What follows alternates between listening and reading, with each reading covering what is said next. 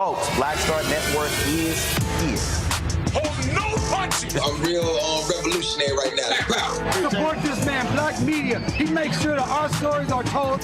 Thank you for being the voice of Black America, Roland. Stay black. I love y'all. All momentum we have now, we have to keep this going. The video looks phenomenal. See, this difference between Black Star Network and Black-owned media and something like CNN. You can't be Black-owned media and be scared. It's time to be smart. Bring your eyeballs home.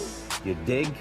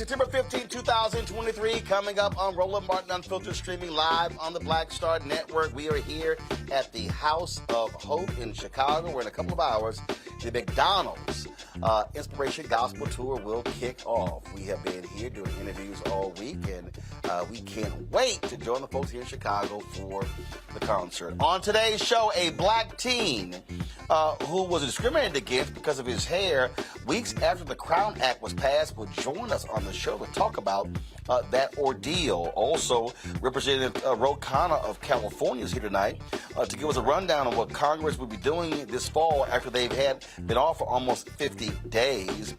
Today, folks, 60 years ago today, 4 black girls were killed in Birmingham. But one of the things that people don't talk about is the other black children who also died that day at the hands of white racists.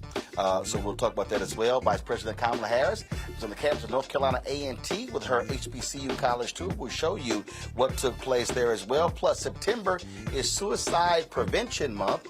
We'll talk to mental health expert Keisha Dennis about how athletes are really taking hold and control of their mental health. It is time to bring the funk on the Black Star Network.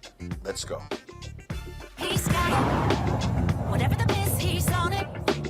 Whatever it is, he's got the scoop, the fact, the find. And when it breaks, he's right on time and it's rolling. Best believe he's knowing. Putting it down from sports to news to politics. With entertainment just for kicks, he's rolling. It's on go, roll, y'all. It's Roland Martin, rolling with Roland now. He's funky, he's fresh, he's real, the best, you know he's Roland Martin now.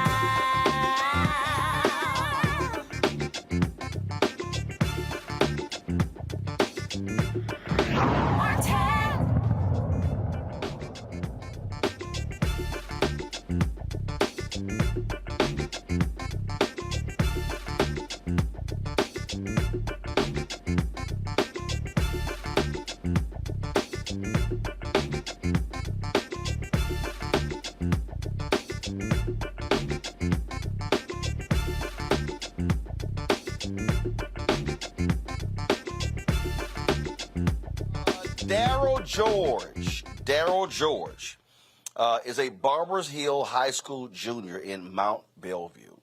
And Daryl George, folks, has been suspended for more than a week because his locs hairstyles violates the school district's code. Now, keep in mind, the Texas Crown Act became law on September 1st, but some say there are some loopholes, and the family says that their son is not being protected. Joining me now is Daryl George's mother, Derisha George, attorney Allie Brooks, Ron Reynolds, who is the chairman of the Texas Legislative Black Caucus, and Dr. Candace Matthews, statewide vice chair of the Texas Coalition of Black Democrats. So I'm trying to understand. So Derisha, what actually happened here? So what is the school district's code when it comes to hair? Well, they're saying that his hair fall below his eyebrows when let down. It started like a couple of days before the Crown Act went in effect. They've been sending him to ISS, in-school suspension, every day since then for his hair. And as you can see in the photos, his hair is not let down. His hair is kept up neatly. It is kept up, it's well groomed, and it's off his eyebrows, off his shoulders, it's off his earlobes. So I'm not understanding how he's being violated, how he's violating their policies anyways. Allie Booker, what is this loophole? So what's happening here in terms of why he is not able to be in school?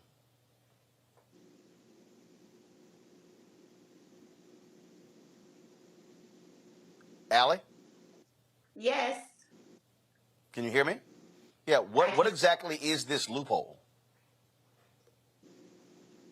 Well, the loophole that they are discussing is that, well, it's basically that the law is not defined. So the argument is that although there is a Crown Act that protects that covers texture as well as protective hairstyles, it does not cover length, or at least that's their argument. Our argument is that it does. The protective hairstyle in and of itself is protected, therefore the length would be protected underneath. Ron, I'm confused.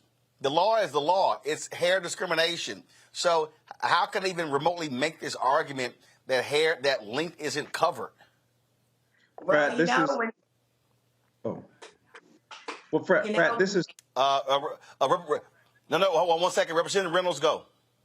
Okay, Brad, this is totally outrageous. We passed House Bill 567, the Texas Crown Act, to protect students like Daryl from being able to wear their natural hair and being discriminated against. This school district has a history. They started with DeAndre Arnold. That's what led us to file the Crown Act last session. This session, we got it over the hump. Roland, you know, like your viewers, some of them, that Texas is one of the most conservative states in the country. It was hard as heck to get the Crown Act passed, but we did it in a bipartisan way. And there is no reason why Barbers Hill High School is continuing to discriminate against these black students because they choose to wear locks and braids and twists. This policy is to circumvent the law. They are like no better than when they did to those Little Rock Nine and those other students after they passed the civil rights laws. They are violating the law and trying to find anything to circumvent it so that they can continue to perpetuate hair discrimination. And we won't stand for it. And I'm here as the chair of the Legislative Black Caucus to, again, put them on notice that we will continue to fight to stand up for students like Daryl and others for being able to express their natural hair and not have to conform to European standards that Barbers Hill is trying to place on Daryl and other students like him. So, Candace, what is next? How are people going, what is happening there? What does the school board say? Well, at this point right now, we have not talked to the school board just as of yet, but I did send communication to the superintendent, and what I find interesting is that I have not got a hello, how you doing, what's going on, because, I guess he's probably scared that I'm going to probably come over there and slap him with the hammer of accountability or something. But see, the thing that they have to understand is this. You don't have to like the law, but you have to follow it. Because at the end of the day, you don't like black hair and you don't like black people. But see, you're going to learn today because there is a law.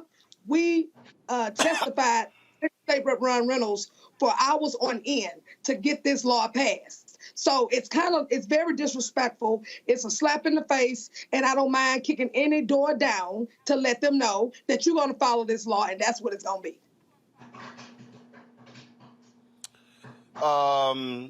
Darisha, what, so your son, he's suspended. So that means he's not in class. Correct. He's in in-school suspension. In-school suspension, but it also goes on his record. Do you, and Allie, maybe you can answer this, are y'all planning to sue the school district? Absolutely. We are going to sue them because guess what? This is the same school as Representative Ron Reynolds stated. That is the cause of the Crown Act. So let's get in there and let's get it defined. Ron, do you see any need for the legislature to add to this, to modify this, or is this simply a school district that is defying a state law? Well, Roland, this is a school district defying a state law. The Crown Act, they know the spirit of the law because they're the reasons why we filed the bill in the first place. I'm so proud of Retta Andrews Bowers, the author, and I'm the proud joint author of this bill. And they know that this bill was passed to protect students like Daryl because of what they did to DeAndre and also Caden. So this school has a history. Maya Angelou said, when people show you who they are, believe them the first time. We believe you, Barbers Hill, that you want to discriminate against people. And what we don't need a new law. What we need, Roland, is the Attorney General's office in the state of Texas to enforce the existing law. We need the Texas Education Agency to do that. So Commissioner Mike Morath. That's what you need to do, because if they don't, then we're going to ask the U.S. Department of Justice Civil Rights Division to bring Dr. Candace Matthews' hammer of accountability. And so we're going to, when I'm in D.C. next week at the Congressional Black Caucus, I intend to talk and have conversations with members of the Congressional Black Caucus, Congresswoman Sheila Jackson Lee and Congressman Al Green, to ask them to intervene. Because if the state of Texas won't do their jobs after we pass this law, then we need to have the U.S. Department of Justice. That's what had to happen when they didn't want to allow African-American schools to enter their schools after desegregation, after Brown versus Board. We had to have the federal government come in. Unfortunately, Barbers Hill is no different, and we may just have to have the federal government to come in and help step in and protect students. And I appreciate Attorney Alley for bringing a lawsuit. I appreciate people like Candace Matthews for speaking truth to power. But it takes a village. And Roland, thank you for allowing us to get this out, because people need to be outraged that in 2023, we still have students that are being discriminated against simply because of their natural hair. All right. Well, first of all, keep us abreast what happens in this case. Thank you to all of you. Thanks a lot. Thank you, Roland. Thank you. Thank you. Folks, we got to go to break. We come back. We'll chat with us about our panel. Also, we talk about more news of the day right here on Roland Martin Unfiltered. If you're watching on YouTube, be sure to hit that like button, folks. We need you to hit that like button. It impacts, of course, the algorithm. So we appreciate if you do that. Also, please, if you support us in what we do, join our Bring the Funk fan club. Your dollars that make it possible for us to do what we do, traveling across this country, covering the news of the day. Send your check and money order to P.O. Box 57196, Washington, D.C., 20037-0196. Cash App is $RM Unfiltered. PayPal R Martin Unfiltered. Venmo is RM Unfiltered. Zelle is Roland at RolandSMartin.com. Roland at RolandMartinUnfiltered.com. Be sure to download the Black Star Network app, Apple phone, Android phone, Apple TV, Android TV, Roku, Amazon Fire TV, Xbox One, Samsung Smart TV. Be sure to get a copy of my book, White Fear, How the Browning of America is Making White Folks Lose Their Minds, available at bookstores nationwide. Get it on Amazon. Download the audio version on Audible. We'll be right back.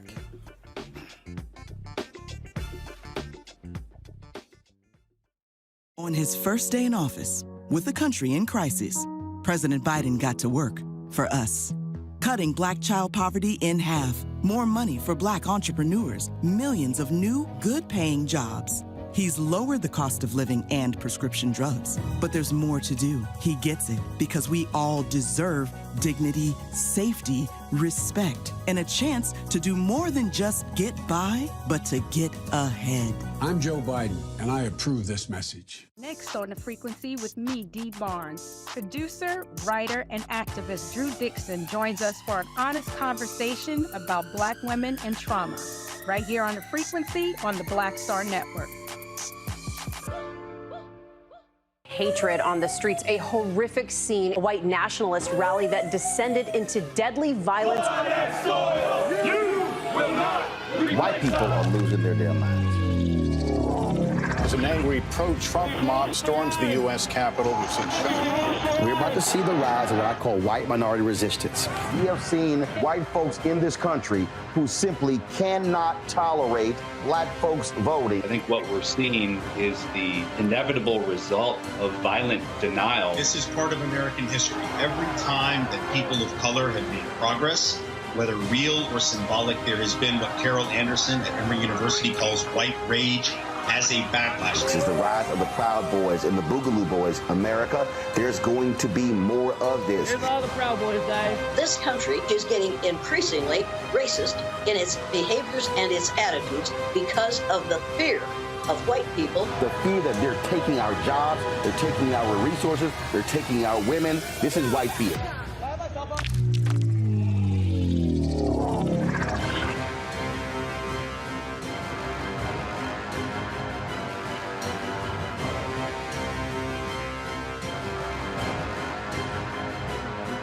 Hello, we're the Critter Fixers. I'm Dr. Bernard Hodges. And I'm Dr. Terrence Ferguson. And you're tuned in to Roland Martin Unfiltered.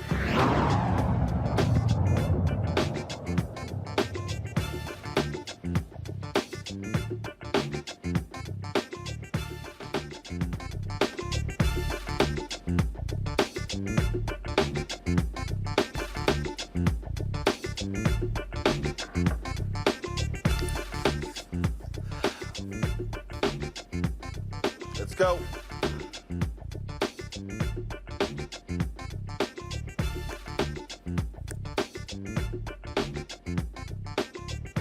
Welcome back to Roland Martin Unfiltered right here on the Black Star Network. My panelist today, Michael Imhotep, host of the African History Network show out of Detroit.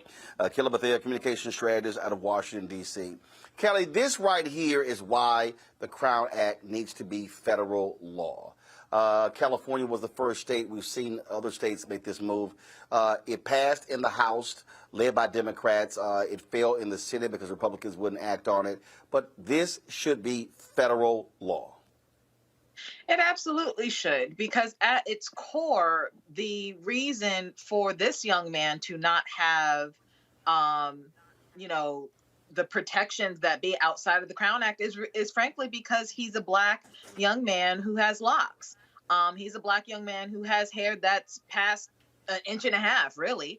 And it's simply not fair, because your hair does not define who you are. Your hair does not get the straight A grades that you may receive, or whatever grades you may receive. It does not get you that bonus. It does not get you anything except a bomb-ass hairstyle. And should you choose to do that, you can go looking busted if you want to too. But what I'm saying is your hair shouldn't be the defining moment for anything that has nothing to do with hair. And it is blatantly racist for anybody to think otherwise. It is culturally insensitive for anybody to think otherwise, because this affects white people too. It affects any ethnicity. You have people out there who do spikes, who do mohawks, who do a bunch of things with their hair, who aren't taken as seriously, who have been passed up. Who do mullets? Mullets? I mean, I wasn't trying to say mullets. I don't like no mullets. Like, that can be banned if you want to. Like, I'm good with that. No, you ain't got to like it, but I'm just saying, it's some white folks walking around with a mullet. Okay? You right. You right. You know, the business in the front, party in the back. I feel it. No, I don't, but I got your point. I got your point. The point being is that it has nothing to do exactly with who you are. And, hair is hair. It shouldn't have any bearing on how you are navigating through life. And people shouldn't be barring you from the life that you want to live based off of how you do your hair or lack thereof. I just don't understand these school districts. With the hair policy, Michael, I don't get it. What does that have to do with education? Yeah, well, Roland, I looked at the article from CNN as well as New York Times, and the questions I had was, how often do you apply this rule for white boys? Because I know white boys come with long hair. I know they're going to come with hair that's below their earlobes, things like this. So how often do you apply this for white boys? But when you look at these articles, it says that even though Daryl wears his hair pinned up, they said they still send him home because when his hair is let down, it's below his earlobes, or they deem it too long, things like this, even though he wears it pinned up. So like if you look at the article from the New York Times, they show him, they said this is how he wears his hair. So what if he wears his hair pinned up? Why are you worried about how long it is if he lets it down, but he's not letting it down in school? So, this is more dealing with white supremacy. This is more dealing with harassing African Americans, multi-aggressions, things like this. So hopefully they win this battle. Yes, it needs to be federal law as well, which is another reason why these coup plotters need to be voted out of office, because most of them in the House voted against the Crown Act when it did pass the House. It's overwhelmingly Democrats supported it. So this is another troubling story. I mean, I just, again, if you're a school district, you got a hell of a lot more issues you got to deal with in terms of policing hair. And I get dress codes, I get things along those lines. And, okay, if you have a policy that it can't go over your eyes, got it. Show me, this is my deal with the school district, show me the example of when he came to school and his hair wasn't pulled back. Mm-hmm. Show me. Yeah, I mean, show me the photo. Show me the video. Show me the video. Because if you're trying to make the argument that it can't fall in front of his face over his eyes, okay, gotcha. Show me the example of it doing that. Apparently, they don't have one. And if you can't, again, and if you can't produce that example, you need to mind your business and leave this boy alone and let him get his education so he can graduate and get up out of this school. I mean, that's the bottom line of it all. You know, I understand some hair policies, right? Like if you're in the military, you need to be uniform. There's a policy behind that. Everybody needs to look the same. So if the enemy comes through, he can't tell who's who, and y'all move as a unit. Right? If you have, you know, hair policies in the food industry, I can understand that because that can be a health hazard. That could be a safety hazard, things like that. But when we're talking about school, when we're talking about corporate, when we're talking about things that have no bearing on the industry itself, that's where the problem comes in. That's where the implicit bias comes in. That's where the racist comes in. The racism, rather, comes in. And that is what the Crown Act talks about. That's why the Crown Act needs to be implemented. And like you said earlier, that's why it needs to be implemented federally, because this issue is in all 50 states across the board. Oh, absolutely. And what gets me is when these stories happen, it's amazing how every time there's some black kid. Mm-hmm. Every time. And right. We see a lot of these cases coming out of Texas as well. So I hope they sue them. And I can't wait to see that school district have to pay a big settlement because they were stupid. Gotta go to a break. We'll be back on Roland Martin Unfiltered right here on the Black Star Network. Vice President Kamala Harris traveling to North Carolina. Speaking of North Carolina A&T, we'll show you some of what took place on that particular campus. Also, some breaking news. Prosecutor Jack Smith, he wants Donald Trump to shut up. We're going to explain to you exactly why. You're watching Roland Martin Unfiltered right here on the Black Star Network. All change is not growth. Right. But thoughtful change is real good fertilizer. And that's what has been so beneficial to us. But you also were not afraid of the pivot. Well, and I'm a black woman in business. Come on, I don't care how I dress up. I don't care who I'm speaking with. I don't care what part of the world I am in. I still am a black woman in business. Being afraid of the pivot, being fearful of change is not what got me here. Respectful of change, respectful of pivot, yeah. Fearful, no, no.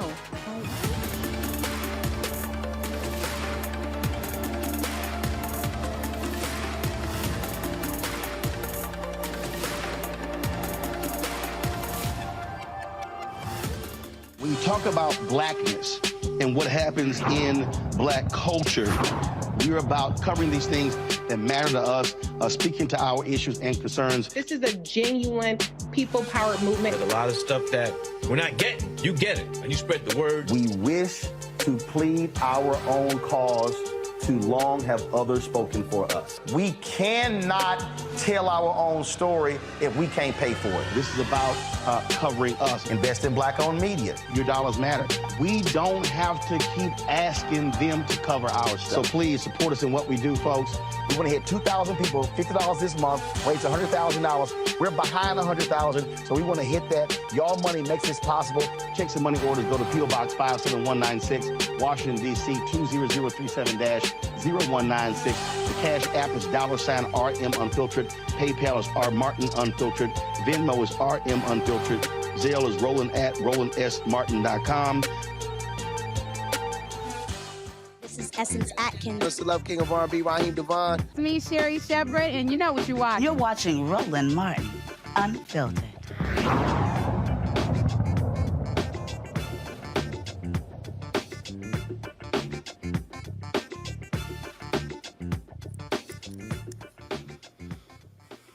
All right, folks, Republicans adjourned the House They've been gone almost 2 months. Well, now they're back in session, and already the focus is on trying to impeach President Biden. Speaker Kevin McCarthy is trying to hold on to his job because he's been pressured by the rabid dogs in the Freedom Caucus.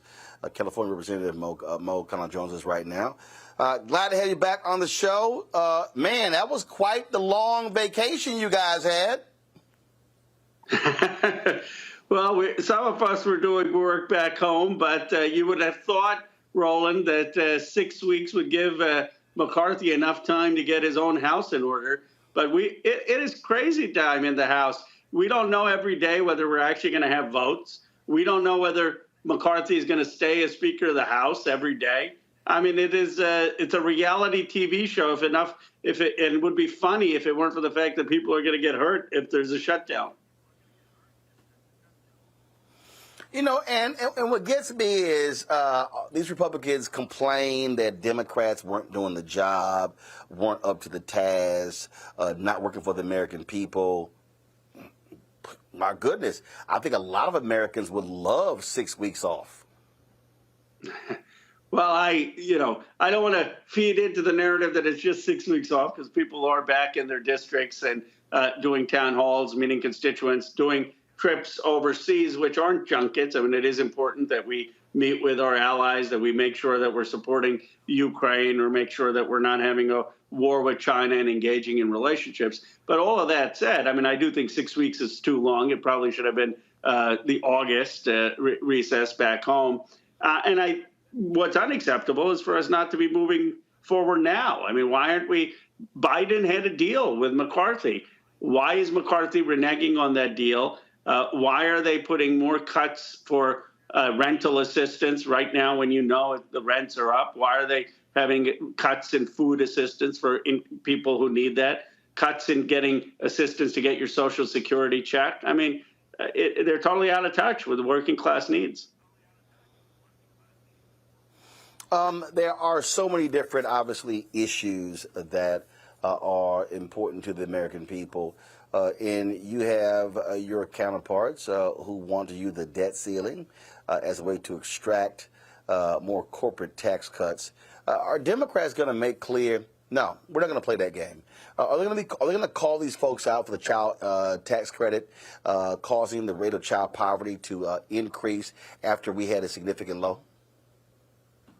Yes, I mean, Roland, it's rare that you have a policy that has as direct an impact on people that you can see. We did a child tax credit. What does that mean? It meant families that are working class, middle class, got $300 in their pocket, or $600, depending if they had 1 or 2 kids, or more if they had more than 2 kids. And they used that money to be able to buy school supplies for their kids, clothing for their kids, food for their kids. Child poverty dropped 40% in this country. Then President Biden said, I want to extend that. House Democrats said, we want to extend that. And not a single Republican agreed to extend it. So the $300, $600 assistance stopped, and child poverty has doubled.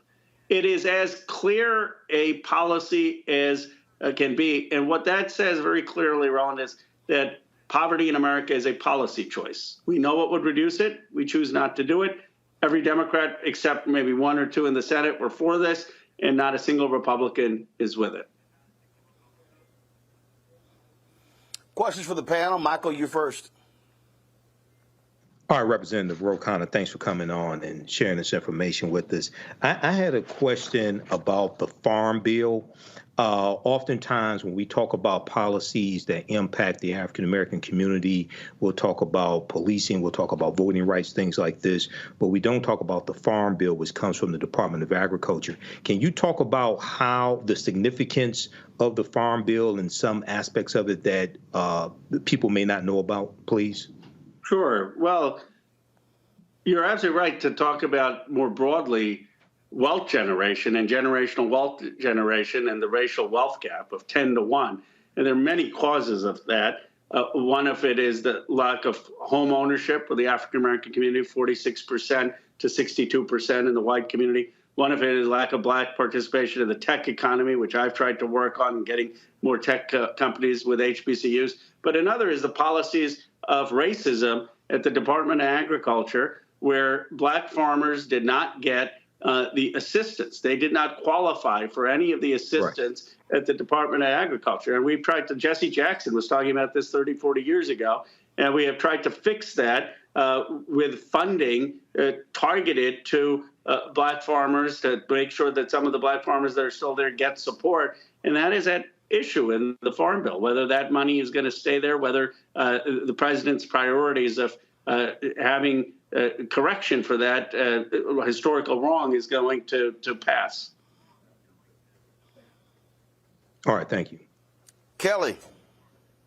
Sure. So one of the other line items in your agenda for the fall is the National Defense Authorization Act. Can you explain to the audience exactly what that is? I also noticed in what I'm reading here that there are a lot of climate amendments regarding that that Republicans have put in that Democrats are pretty much going to reject. Can you explain why those are going to be rejected and what the solution would be in order for it to go through?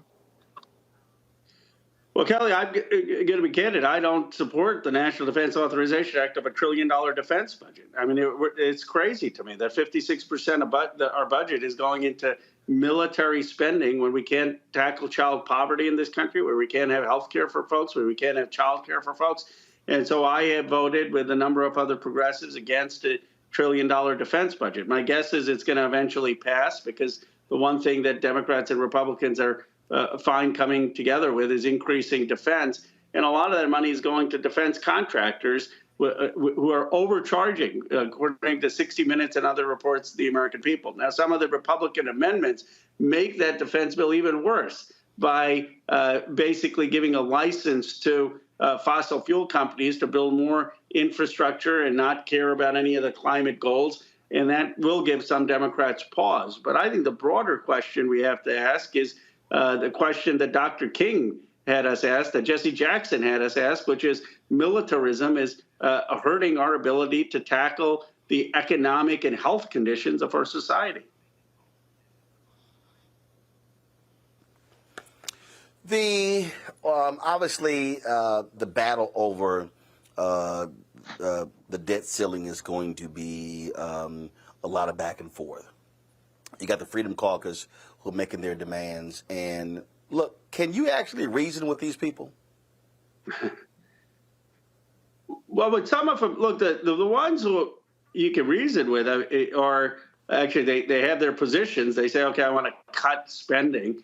The problem here is that you have McCarthy saying that I'm going to make a deal with the president. We're going to not do more than 1% cuts. Now, some of us thought those cuts were too many. The president, though, made that deal to avoid a default. And now what McCarthy is saying is, oh, I got to go back on the deal. We need more cuts. Really? So you want to cut the assistance that's going to working class families and low wealth individuals so they don't go into poverty. You want to cut the rental assistance. You want to cut the food assistance. But you're not willing to look at any aircraft carrier that we may not need. You are not willing to look at the 703 bases overseas. You're not willing to repeal the tax cuts to the millionaires and billionaires. And, you know, I don't think it's a reasoning issue. It's a values issue. It's a values issue in this country. And the problem is President Biden, for him, his word means something. For McCarthy, you know, he'll change his word the next day. The thing that I just don't understand when it comes to the defense budget is that Republicans love talking about waste, talking about the war, these people, how they're spending their money. The billions of dollars that are wasted every year. When you have defense companies that put into the contracts the waste or blowing past the deadlines, and it is as if it's kind of like, okay, oh well, no big deal. It's military contractors. We can move on. No. And Thank you, Roland. Like we're on the cusp of spending $900 billion on defense. And I swear, every year it's, oh, they need more. They need more. It's like, really? Yes, well, I appreciate it. If your audience remembers one thing about me, Ro Khana is the one vote against in the Armed Services Committee against the defense budget. I was the lone vote. 56 people voted for it. I said, we aren't going to have $1 trillion defense budget.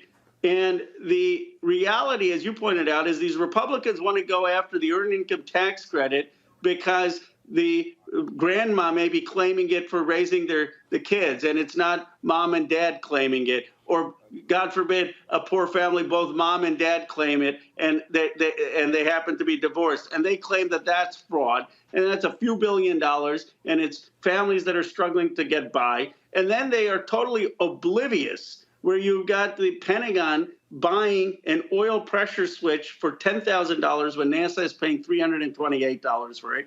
When you have the Patriot missile system, Raytheon admitting that they're overcharging for that and now have to reimburse $290 million, where you have Lockheed and others making 40% profits.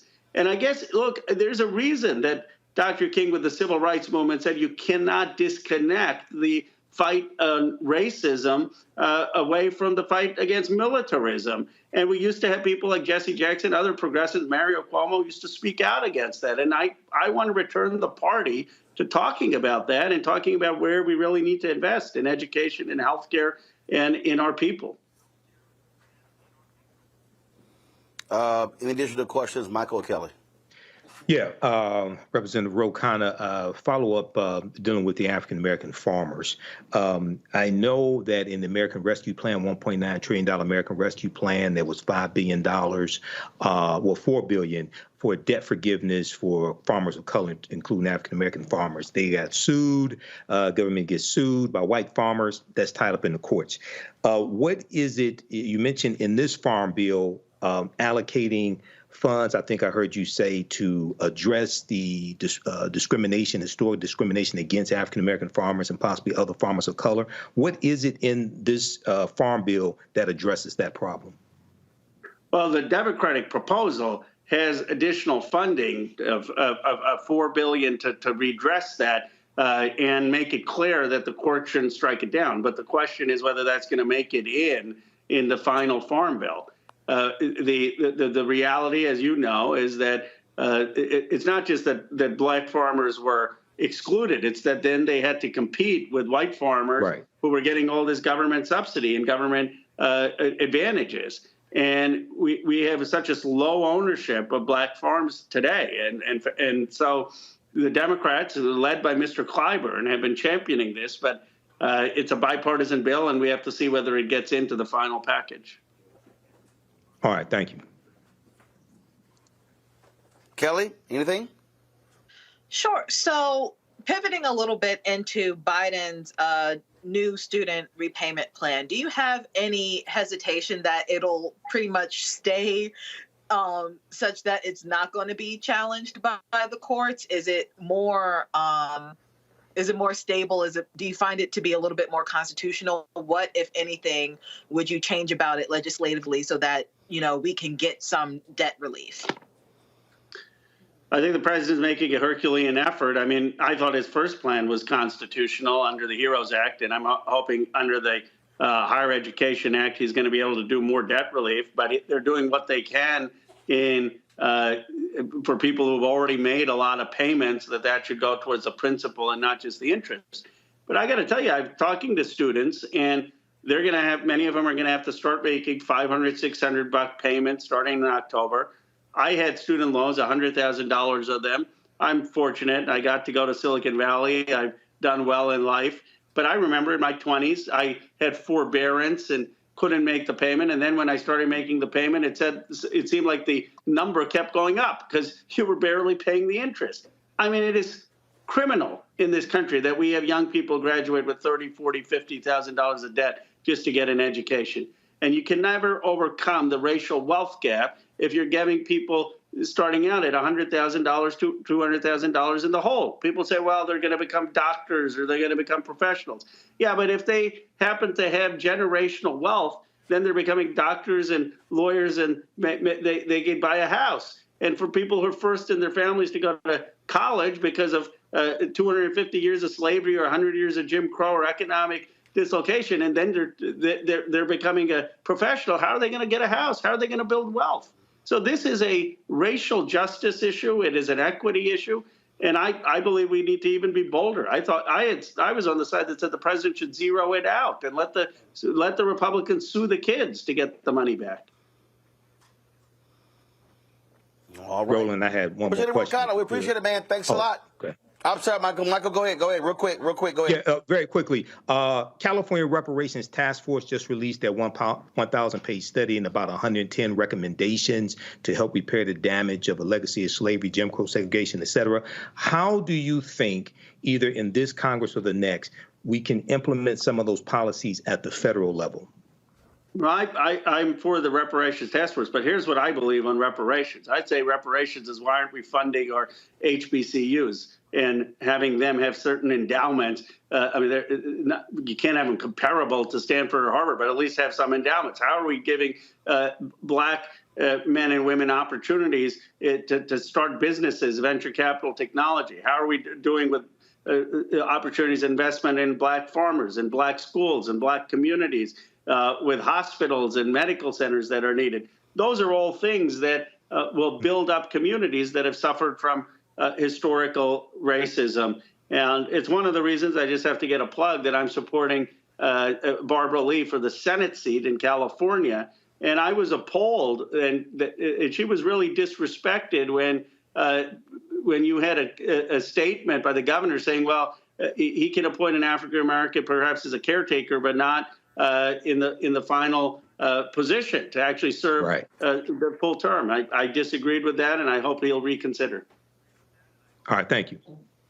Thank you. With that, that was a story that Politico dropped today, stating that a couple of people who were advisors to California Governor Newsom are resigning from a super PAC that was supposed to be supporting Congressman Barbara Lee. Your thoughts on that? Well, this is how the establishment works. Look, Barbara Lee got a few $1 million, and Adam Schiff and Katie Porter, they're both colleagues of mine. I respect them. They've got $20-30 million. Now, Barbara Lee has represented Oakland, California, her whole time. There are not a lot of wealthy people there. I raise a lot more money than Barbara Lee because I represent Silicon Valley, and these are the historical challenges that African-American women and African-Americans in general face. That's why there's not a black woman in the Senate.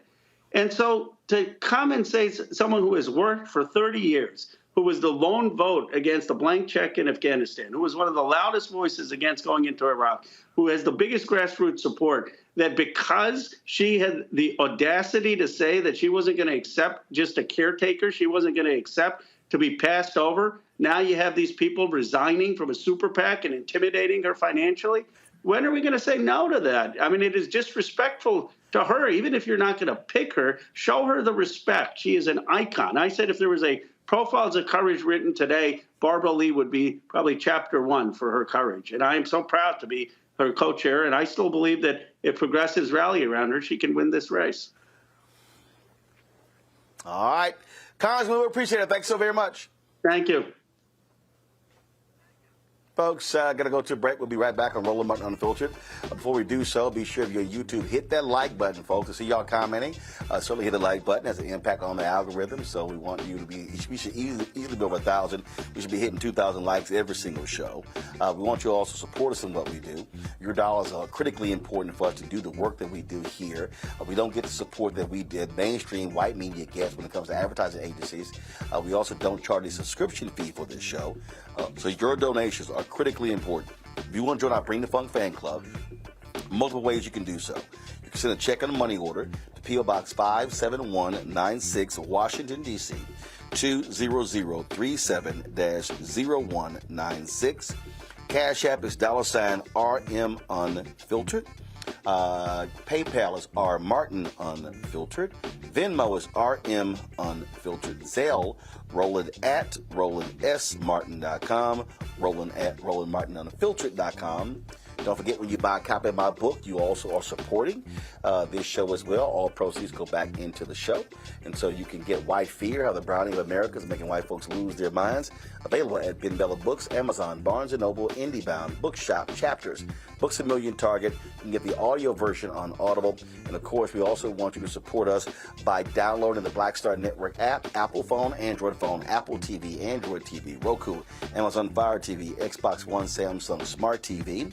You can also watch our 24-hour, 7-day-a-week streaming channel. It's available on Amazon News. If you go to Amazon Fire, pull up Amazon News, you can check it out. You can also tell Alexa, play news from the Black Star Network, and you can hear that.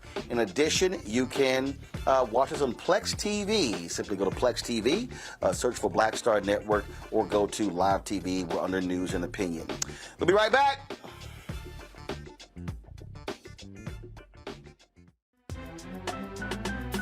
I'm Faraji Muhammad, live from LA. And this is The Culture. The Culture is a two-way conversation. You and me. We talk about the stories, politics, the good, the bad, and the downright ugly. So join our community every day at 3 p.m. Eastern and let your voice be heard. Hey, we're all in this together. So let's talk about it and see what kind of trouble we can get into. It's The Culture. Weekdays at 3, only on the Black Star Network. On a next, A Balanced Life with me, Dr. Jackie, we're going to be talking about common sense. We think that people have it, know how to use it, but it is something that people often have to learn. The truth is, most of us are not born with it, and we need to teach common sense, embrace it, and give it to those who need it most, our kids. So I always tell teachers to listen out to what conversations the students are having about what they're getting from social media, and then let's get ahead of it and have the appropriate conversations with them. On a next, A Balanced Life with me, Dr. Jackie, here at Black Star Network.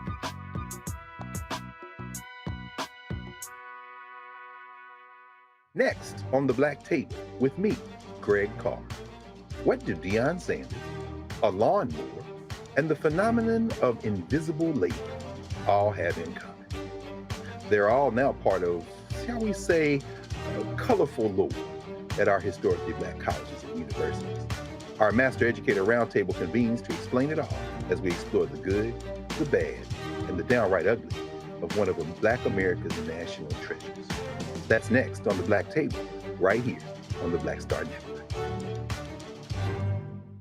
Farquhar, executive producer of Proud Family. Bruce Smith, creator and executive producer of The Proud Family, Louder and Prouder. And you're watching Roland Martin Unfiltered.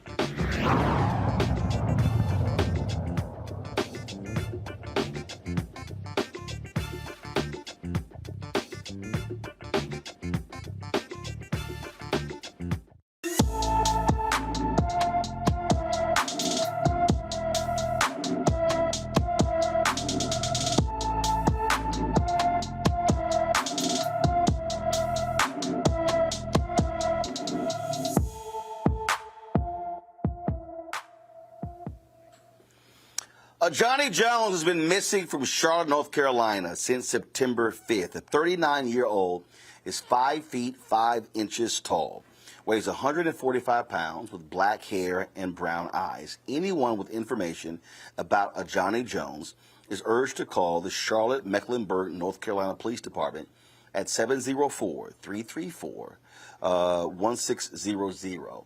I think the graphic was wrong there, folks. She's been missing since September 5th or August 23rd. It's been some time there. And so, again, the number to call is 704-334-1600. That is Johnny Jones. She's 39 years old.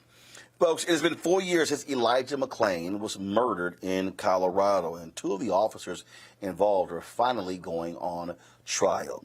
A jury will decide if Randy Rodema and Jason Rosenblatt are guilty of manslaughter, criminally negligent, reckless homicide, and assault charges. McClain was stopped by police officers Rodema, Rosenblatt, and Nathan Woodyard in a Denver suburb in 2019 after a 911 caller reported a man who seemed sketchy. When the paramedic Jeremy Cooper and Lieutenant Peter Suchunik arrived, officers forcibly restrained him using a chokehold as paramedics injected him with ketamine. Woodyard will be tried separately because he was first on the scene and allegedly placed McClain in the carotid hold. Cooper and Suchunik, who allegedly injected the ketamine, will be tried together. Rodema and Rosenblatt's trial is expected to last about 1 month. The United Auto Workers have made good on their promise and making history. They have gone on strike against not just one, but all three Detroit car makers. The big three American automakers, General Motors, Ford, and Stellantis. Picket lines went up in Missouri, Michigan, and Ohio, with thousands of union members walking out. The automakers are unhappy, saying the union strategy hurts the workers, not helps them.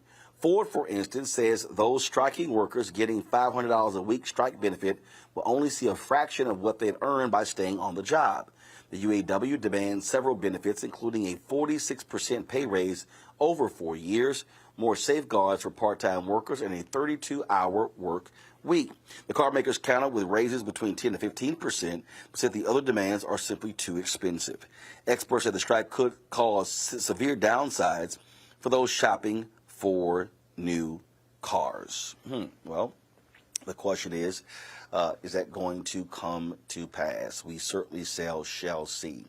All right, folks, we come back from the next break. Vice President Kamala Harris goes to North Carolina A&T. She is on her speaking tour all across the country. And so she was at, of course, Hampton University. Now she's today at North Carolina A&T. We live stream that on the Black Star Network, and we'll have a breakdown for it next. And we'll talk to our panel about it as well. In the next hour, we'll also talk to my buddy Keisha Dennis with the elephant in the room, talking about mental health. This is Suicide Prevention Month, and she works with a lot of athletes.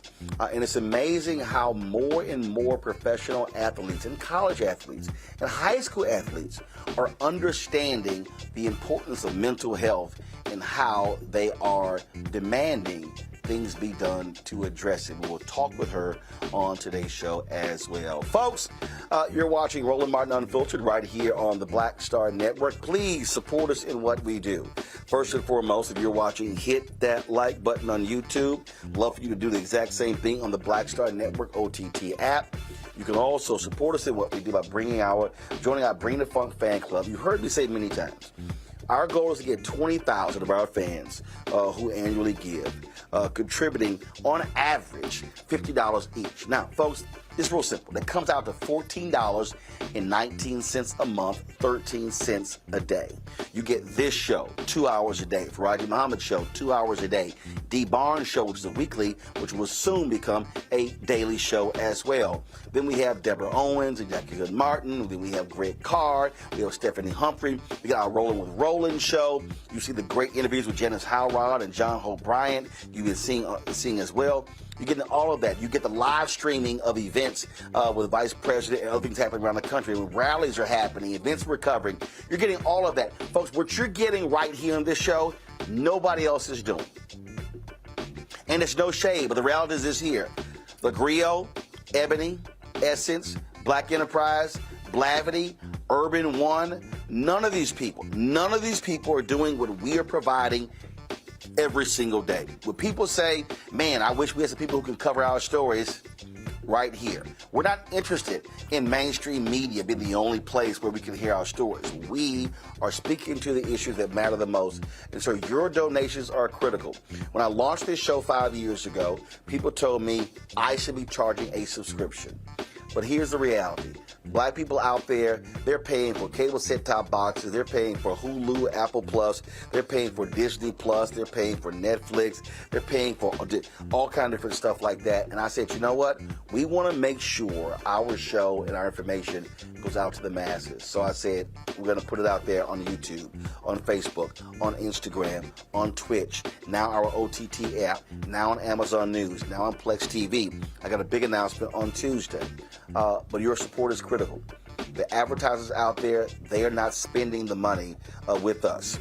Those three automakers, Ford, they've no money spent with us. We had a deal with General Motors last year. I wanted a multi-year deal. Nothing being spent with us this year. Stellantis, nothing. Toyota, nothing.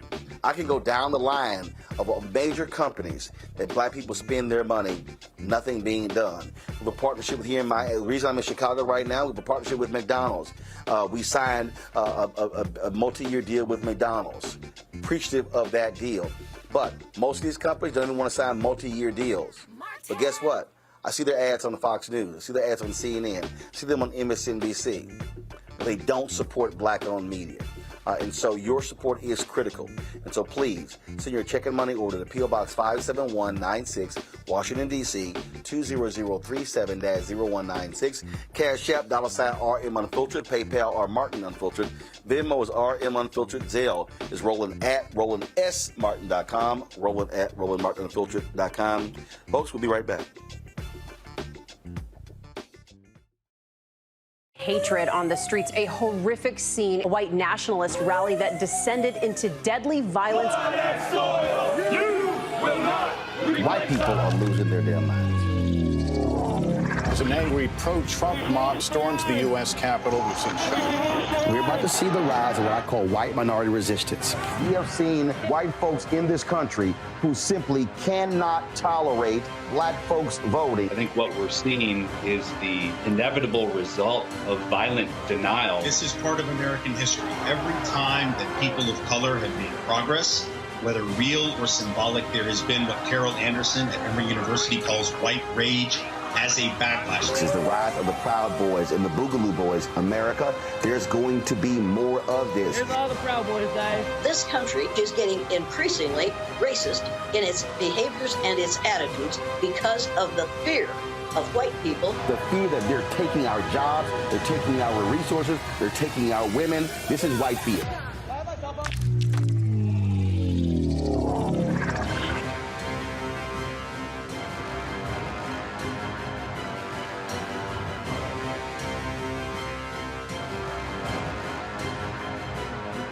Next on The Frequency with me, Dee Barnes. Producer, writer, and activist Drew Dixon joins us for an honest conversation about Black women and trauma, right here on The Frequency on the Black Star Network. On his first day in office, with the country in crisis, President Biden got to work for us. Cutting Black child poverty in half, more money for Black entrepreneurs, millions of new, good-paying jobs. He's lowered the cost of living and prescription drugs. But there's more to do. He gets it because we all deserve dignity, safety, respect, and a chance to do more than just get by, but to get ahead. I'm Joe Biden, and I approve this message. What's up, everybody? It's your girl, Latasha from the A. And you're watching Roland Martin Unfiltered.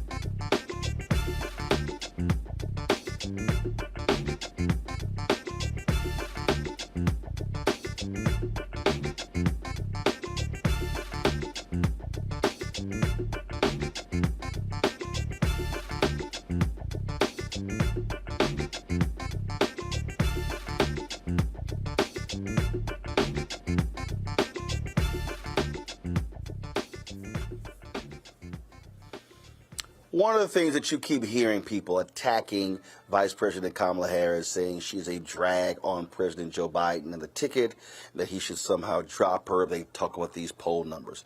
But here's one of the things that's interesting. A lot of things that she does never gets covered. Earlier today, she was speaking on the campus of North Carolina A&T. We covered it live right here on the Black Star Network. It was, of course, we covered yesterday when she was at Hampton University. Mainstream media is not covering those things on a regular basis. This is one of the things that you often see. And so one of the reasons why I talk about why we have to support Black-owned media, why we want you to support this show as well, is because the things that they ignore, then we cover.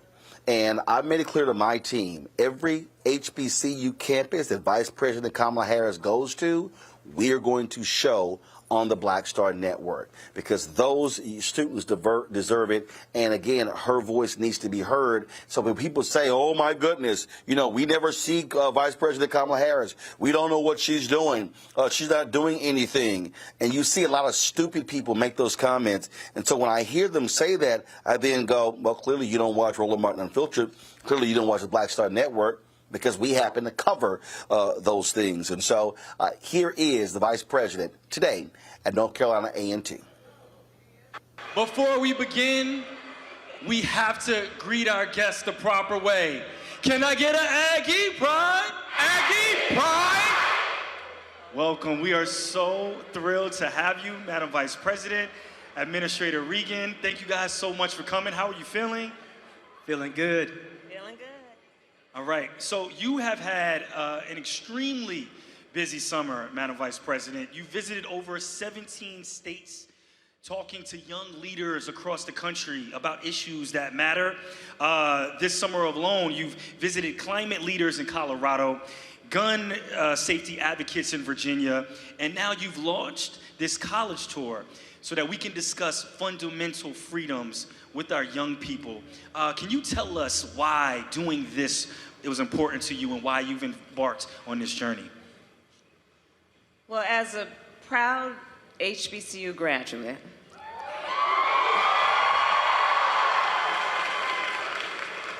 it was very important for me to start this tour at some of the most distinguished, exceptional higher education institutions in America, and that is why I'm here at A&T.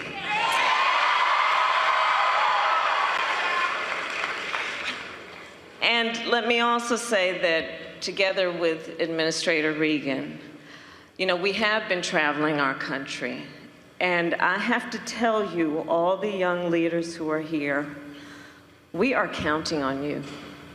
We need you. We need your ambition, your aspirations for the future of yourself and your country.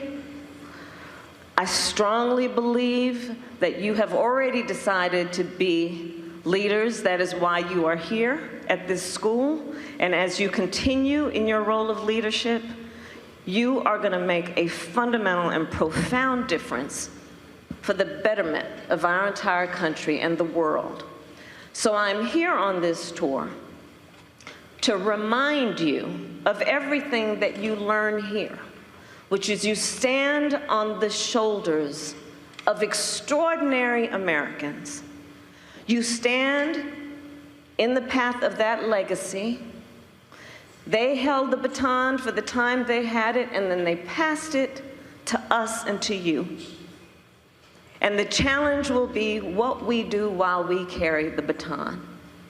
And I am here to remind you that what you are doing now and what you will do as the days, months, and years go by will be extraordinary and a testament to all that we take in terms of the pride of who we are as a nation. So that's why I'm here. And I'm here because I also feel so strongly that you must have the freedom to live your best life.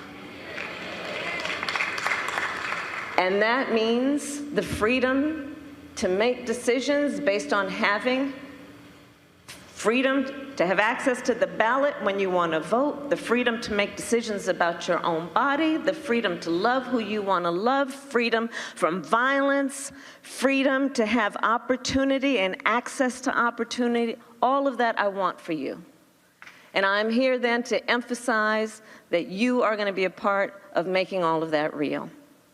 That's why I'm here. That's why I'm here. A&T, she's bringing that heat. So, Madam Vice President, in the height of the pandemic in 2020, we saw record voter turnout.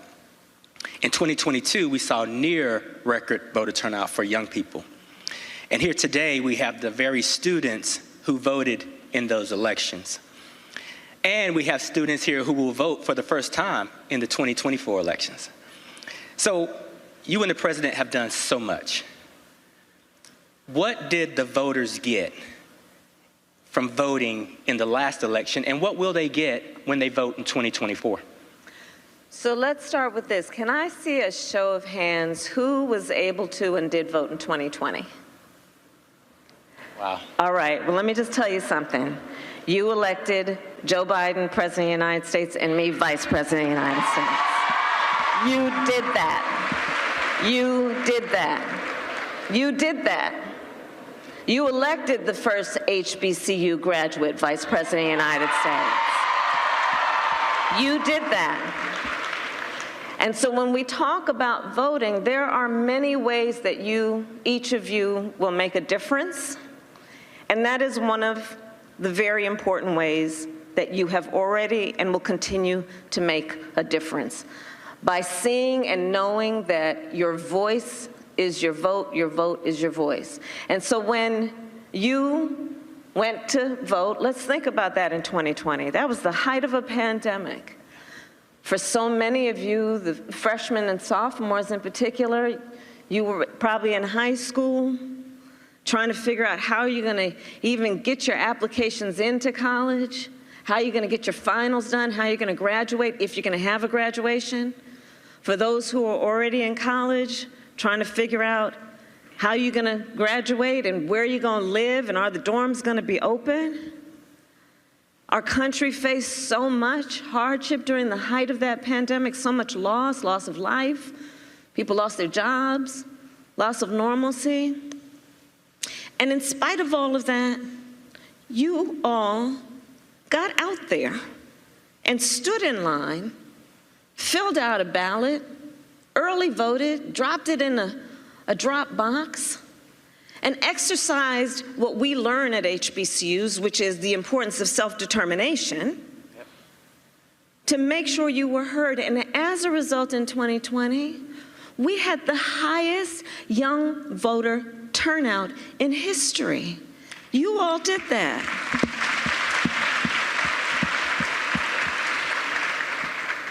And Michael, what I like to think about is that folks put in their order.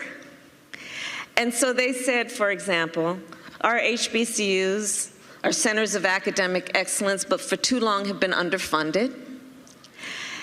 And so pay attention to that. And because you voted, we, Joe Biden and me and our administration, have put over $7 billion into our HBCUs.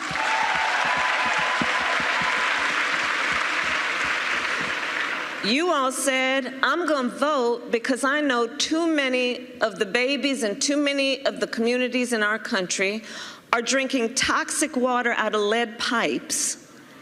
And it is time that is addressed because it is having an impact on their health and learning abilities. And because you voted, we are now in process, to a great deal because of Administrator Regan, in the process of eliminating all lead pipes in America. Because you voted and said during the height of the pandemic, it's not right that some people don't have access to or cannot afford high-speed internet. It is not a luxury, it is a necessity in life. And because you voted, we are now on the path to ensuring all families and individuals will have access and be able to afford high-speed internet. You voted and said, y'all got to deal with these student loans. Because especially we know for HBCU students, we're talking about a majority are on Pell Grants. Many are first in the family to go to college and should be able to study and not have to worry about whether they have to take a job based on their income alone versus what they want to do in terms of their passion. And so we have been reducing payments for student loans, and I'll say to the juniors and the seniors who are here, look up what we're doing. It's called SAVE, S-A-V, it's an acronym that is for the reduction of student loan payments to zero with zero interest if you come out of school making less than $30,000 a year, which for a lot of the types of jobs that are public interest would be in that salary range. So these are some of the many examples of why when you voted, it made a difference, because be clear, you vote for something, but you gotta also look at like who's on the ballot. And of the people who are on the ballot, who will best represent your needs. And the other thing then you would understand, and we all are experiencing every day out of Washington, D.C., is there are plenty of folks on the ballot who are not representing necessarily the needs of the leaders who are in this room. You know, it's surreal when you talk about voting and access. I voted for the first time right here in this room. I'm a proud graduate of North Carolina A&T, and the voting booths were set up, and I remember how proud I felt casting that ballot. Now there are so many laws that are attacking our right to vote. Like you said, young people came out in record numbers in 2020, and now there are so many different bills that are being presented to try to stop that from happening. Can you talk to us a little bit about what we can do to combat those attacks on our right to vote? Terrence, you can be more correct. You know, listen, I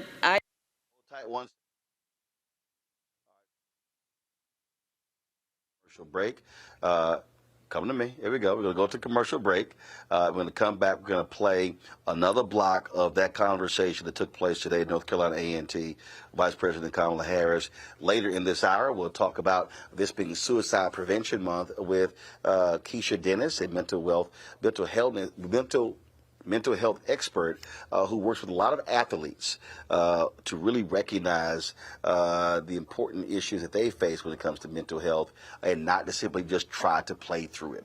Folks, you're watching Roland Martin Unfiltered right here on the Black Star Network, live from the House of Hope here in Chicago, where shortly McDonald's will kick off their 17th annual Inspiration Gospel Tour. We are here, been here all week. Can't wait for that to happen and show you, beginning next week, a lot of the interviews that we've had. Folks, we'll be right back on Roland Martin Unfiltered. Back in a moment. On the next Get Wealthy with me, Deborah Owens, America's Wealth Coach, are you working hard and yet your performance doesn't reflect your paycheck? On the next Get Wealthy, you're going to learn some savvy career moves so that all your efforts actually show up in your bank account. Joining us is the founder of a career network, and she's going to share the 3 R's of accelerating your financial growth. Here's a tip as well. If you are an individual contributor and you desire to be a leader, do the work where you are now. Because if you do the work where you are now, when you do reach the level, you'll be prepared to stay there. Right here on Get Wealthy, only on Black Star Network. All change is not growth. Right. But thoughtful change is real good fertilizer. And that's what has been so beneficial to us. But you also were not afraid of the pivot. Well, and I'm a black woman in business. Come on, I don't care how I dress up. I don't care who I'm speaking with. I don't care what part of the world I am in. I still am a black woman in business. Being afraid of the pivot, being fearful of change is not what got me here. Respectful of change. Respectful of pivot, yeah. Fearful? No, no.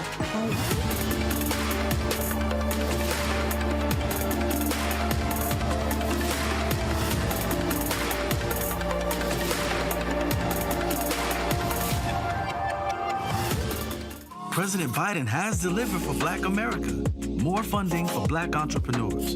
Millions of new good-paying jobs. He's lowering the cost of medications and the cost of living. Joe Biden is delivering for us, and that's the facts. Hi, everybody. I'm Kim Coles. Hey, I'm Donnie Simpson. Yo, it's your man Deion Cole from Blackish, and you watch Roland Martin Unfiltered.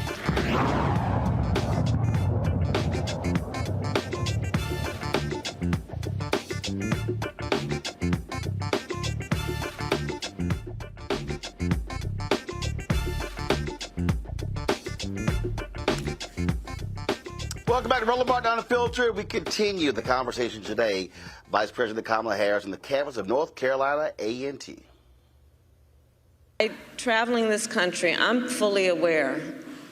I do believe there is a national agenda which is about a full-on attack against hard-won, hard-fought freedoms.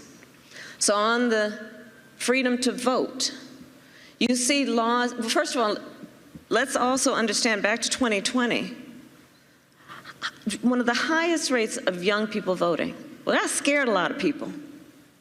And so you saw almost immediately thereafter laws being proposed and passed like the one in Georgia, that makes it against the law to give somebody food and water if they are standing in line to vote. The hypocrisy abounds, because, you know, by the way, what happened to love thy neighbor?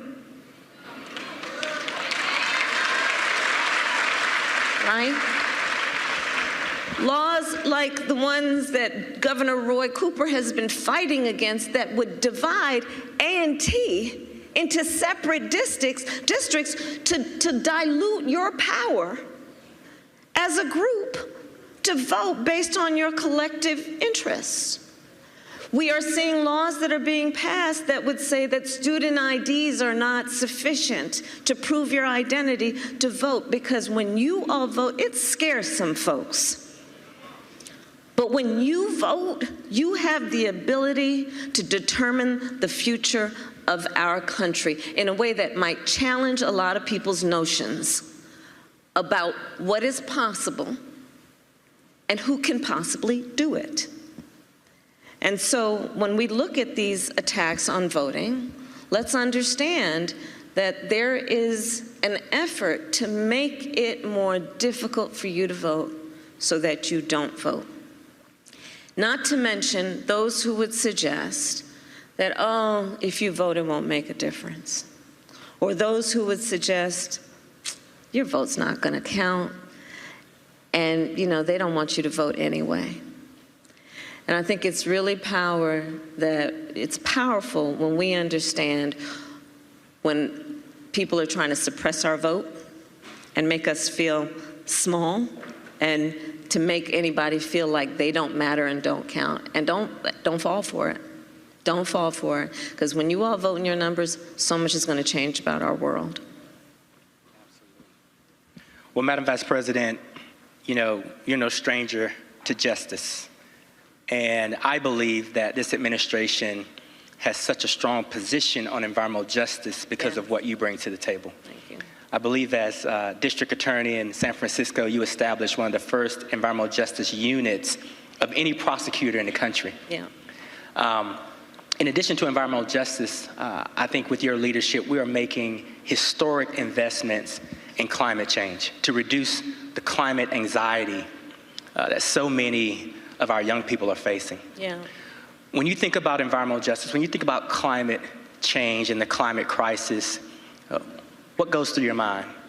What are you thinking when people talk and approach you and say, what is this administration doing to address the climate crisis? Well, first, let me again acknowledge your leadership as the administrator of the EPA, because you've been extraordinary, Michael Regan. You've been extraordinary. And bold, because, you know, when you get to Washington, D.C., you find that people are really happy with status quo. They're happy with the way things are and have always been. And it takes a lot of willpower and determination and courage to change things, and that's what you've been doing. On the issue of environmental justice, you know, here's the deal. If you look at, for example, the map of our country, in terms of where are the regions that have some of the poorest air quality, you would not be surprised to know it is low-income communities and communities of color. In the South, we have a whole span, a strand that we call Cancer Alley, because we have so many southern states, in particular on the Gulf and on the coast, that have been the subject of dumping and pollution. And the children growing up in these communities, breathing toxic air, drinking toxic water. And I believe that, first of all, we must agree that it should be a right of every child and every person to be able to drink clean water and breathe clean air. Yes. But sadly, in far too many communities in our country, and in particular communities of color and poor communities, that is not a right that people can take for granted.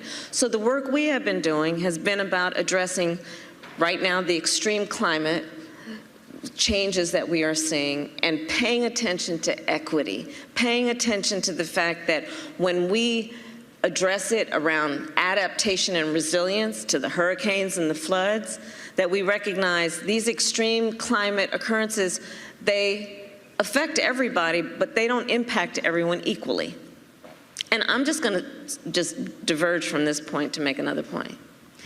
You know, in some states in our country, there are some extremist so-called leaders who are attacking DEI, diversity, equity, and inclusion, who are trying to sell something to suggest that to talk about diversity and equity and inclusion is a bad thing. To suggest that we should not have a commitment to diversity, which is to understand that when we have people of every background in a position of leadership, the decisions that will come out of that group will be better than if the group does not reflect the diversity of who we are as a nation. People who would suggest on the E, equity, that we should not pay attention to the fact that although we all strive for equality, not everybody starts out on the same base. So when you talk about equality, that suggests sometimes, okay, everyone gets the same amount. But everyone doesn't start out on the same place. So that means if everyone just gets the same amount, they're going to end up with those disparities that they started with. Inclusion. That we should be purposeful about paying attention to who's not in the room, and then figuring out a path and a way that they can enter. And we are seeing extremist so-called leaders who are trying to say it's a bad thing, it's a bad word to talk about DEI, diversity, and equity and inclusion. And I'm telling you, the young leaders here, this thing is an intentional thing to suggest that we should not pay attention to race, should not pay attention to gender, should not pay attention to where people start out, and then make allowances for how they can compete equally. When we talk about environmental justice, it's an extension of this point. Let's understand this extreme climate affects everybody, but not everybody equally. So we need to put extra resources into poor communities, into communities that historically experienced the worst effects of hurricanes and floods and the climate crisis. And so that's what environmental justice is. It's about, for folks who come from an urban community, knowing what we talk about in terms of, in so many of our cities where there's low-income housing, there are no trees and a lot of concrete. And so as the temperatures start to go up around the globe, that concrete will generate and reflect heat in a way that that community will actually suffer more consequences from this heating planet than communities that have trees. That's what we talk about when we talk about environmental justice. And it is rooted in the importance of equity and fairness. Well, thank you for that. And I think it's important for the folks out here to know that she speaks dispassionately at a cabinet meeting to the president and to world leaders all across the world. It matters. Leadership matters. So thank you for that perspective and representing that perspective. I want to build on it a little bit because we have Terrence, myself, and you, three proud HBCU graduates sitting on the stage on the campus of North Carolina Agricultural and Technical State University, the largest black HBCU in the country. Yeah. And when we think about the shoulders that we stand on, yeah, and all of the people it took to get us here, there are some forces across the country that are trying to remove that history from our schools. And we all saw you down in Jacksonville, Florida. We were cheering you on. When you see those attacks that even go further beyond DEI, environmental justice, and begin to get into our history books to erase the very essence of who we are, what do we do with that? We elect them out of office. Let's start with that.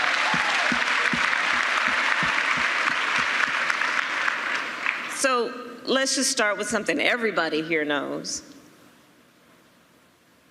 Black history is American history. Period.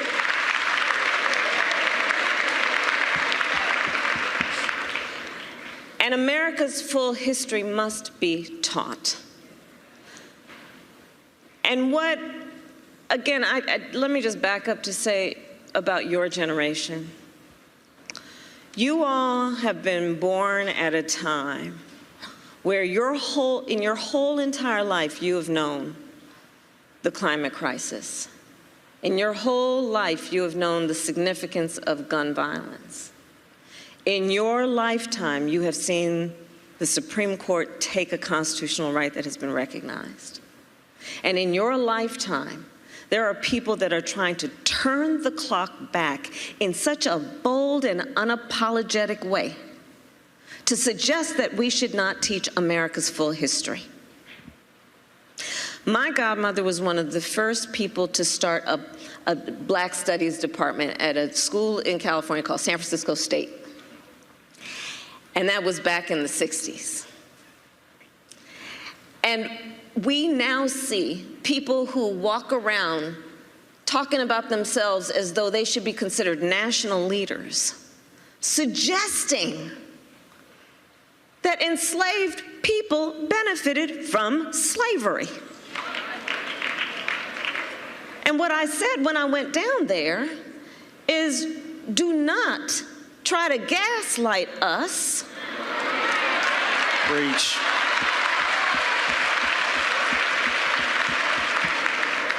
As you insult us. But this is happening where, again, elected extremist so-called leaders are pushing this agenda. We cannot sit passively by while this happens. You know, there's this story about 2 frogs and 2 pots of water. Okay, so here's how it goes. 2 pots of water, 2 frogs. In the first pot, you drop the frog in the pot of water and you slowly turn up the heat. And that frog will just kind of hang out and, oh, it's getting a little warm in here. And then the water starts to boil and that frog perishes.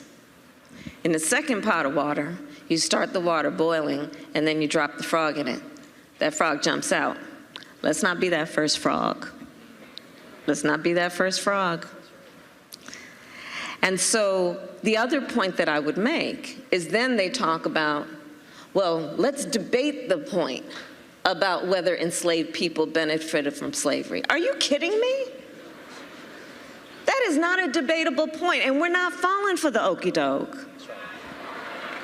We're not falling for it because there is an attempt, and we have to see what's at play. They're attempting to distract us from what they are not doing, and from a lack of true leadership that would also be about trying to unify our country instead of divide our country. On the point of leadership, you know, HBCUs and all of the extraordinary men and women who came here over the years have taught us something about the attributes of real leaders.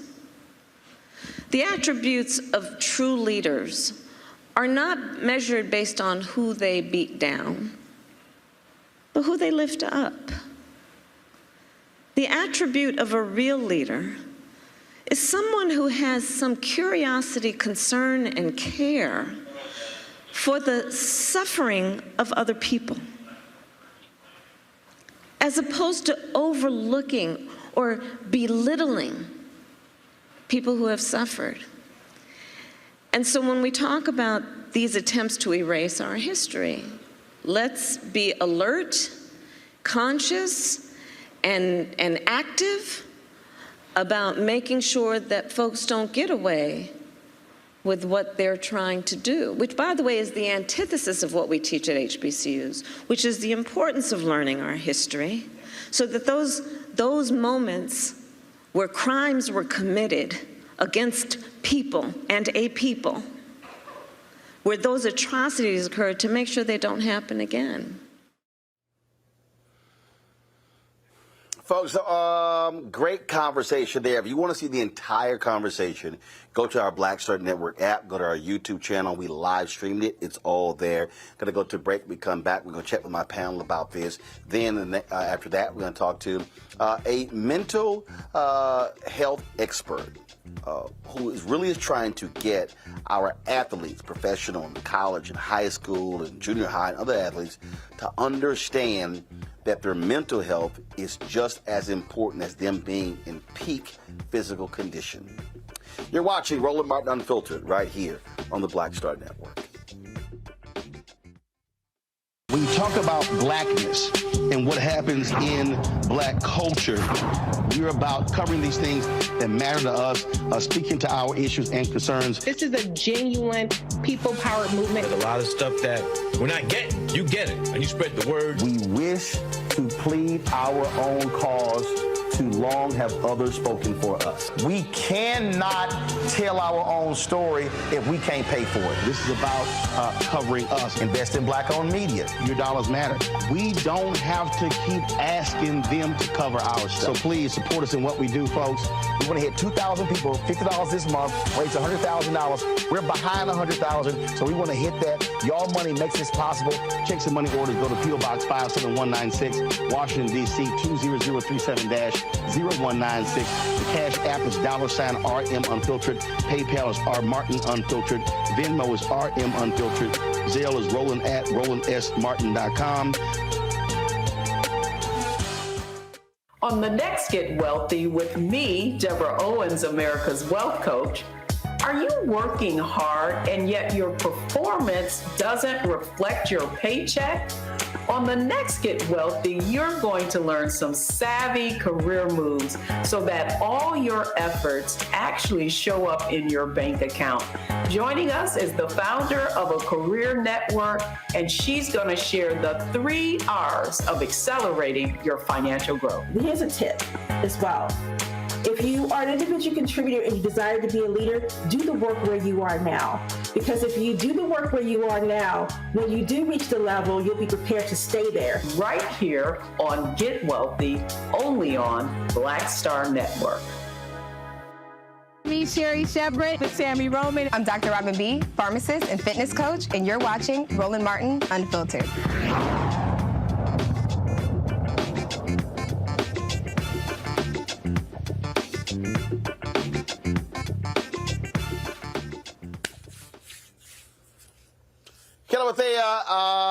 Michael as well. They're on our panel today. Glad to have both of them here. Kelly, I'll start with you. Here's the thing that's interesting to me. When I listen to a lot of these yahoos, these simple Simons out here, especially a lot of these black haters, they constantly are trashing Vice President Kamala Harris. Oh, she doesn't discuss black stuff. We heard a whole bunch of that here. But see, that's what happens when they aren't paying attention, when they are listening to mainstream media that is not actually covering the vice president in depth. You're absolutely right on that. And to be fair, outside of VP Harris, you didn't really get a whole lot of media coverage with vice presidents anyway.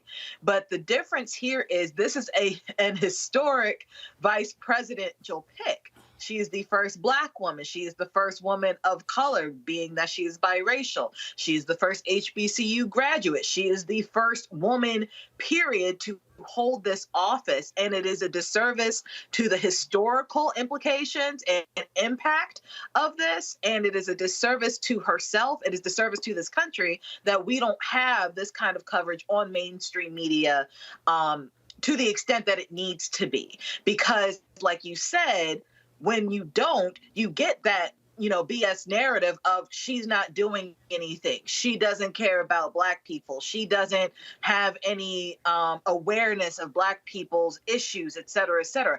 This is a Black woman. She already innately knows Black issues, but she's actually a proponent of getting them solved, as evidenced by conversations like this. But again, like you said, we don't see that, and that's a problem. But regarding this particular event, I think it's absolutely incredible. even though she is a historic pick, you didn't see vice presidents before her paying attention to us to this extent. And that is something to be commended and revered. I'm incredibly proud to be an HBCU grad myself, so I'm beaming with pride on several fronts on this. But she's doing the work, and she's putting in the work, and it needs to be recognized, and it needs to be valued. We saw this week all of these white columnists, Michael, talking about, how Vice President Kamala Harris is a drag on the ticket.